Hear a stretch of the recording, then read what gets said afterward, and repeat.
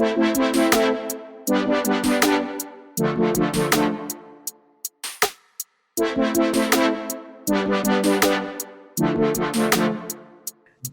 my name is Ankit Bansal, and I'm the founder and CEO of Sapphire Human Solutions.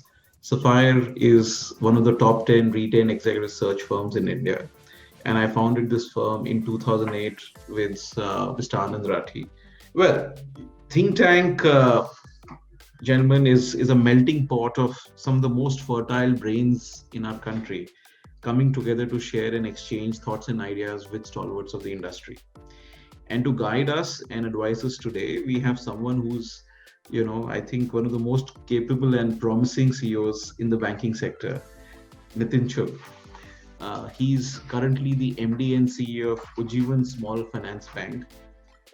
Before joining Ujjivan, he has spent a long tenure with HDFC Bank, where he did various stints in various roles.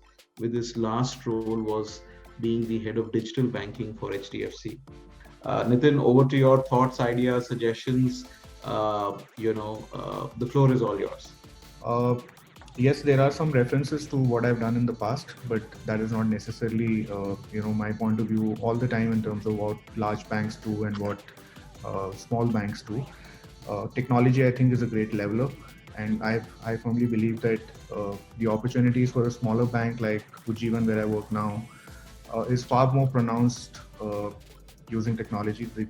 The chance to grow, the chance to pick up scale, the chance to get into partnerships.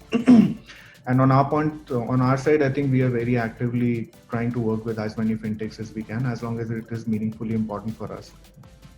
The big change that I do notice between how a large bank operates and how a bank like us operates is, I think, one, there is very clear understanding of the target market. So in Ujjivan, we are very clear about what we are trying to serve, who we are trying to serve, and that is something that we define as our purpose and what we stand for.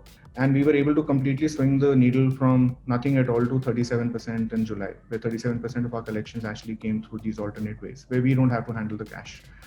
So I think that gives us the confidence that there is a change that can be brought about. Now the integration with Airtel Payments Bank, while it was a simple integration, but now it's moving to an API-led integration, and it's opening up a lot many new areas for us to work together. We're already discussing what are the new ways that we can work together. So I'm a big believer that times like these also throw up very good collaboration opportunities, and as long as you have like-minded people, as long as you have people who are willing to invest in the target market that all of us are trying to serve, at least we are trying to serve, there can be extremely meaningful outcomes, and those meaningful outcomes can also be scalable as long as we put them through a quick test and run, and then figure out the tech integration and the other nuances. I wanted, Nitin, your thoughts on innovations in risk models. I think risk management is at its conservative best right now with most banks, right? So anybody who wants to try out anything in risk management is probably thinking that let me do the tried and tested before I do something which is not known to me fully. At the same time, there are some logical things that you can do. And then my question is pertaining to the huge amount of liquidity which is prevailing in the banking industry.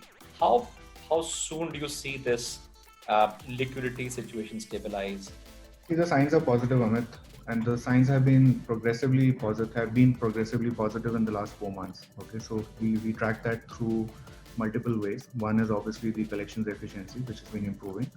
But more importantly, we've been doing customer surveys now pretty much every week, trying to find out the impact on income loss, total loss of income, partial loss of income, loss of secondary source of income, occupation level analysis, location level, occupation level analysis of where the impact is the most and where it is lesser.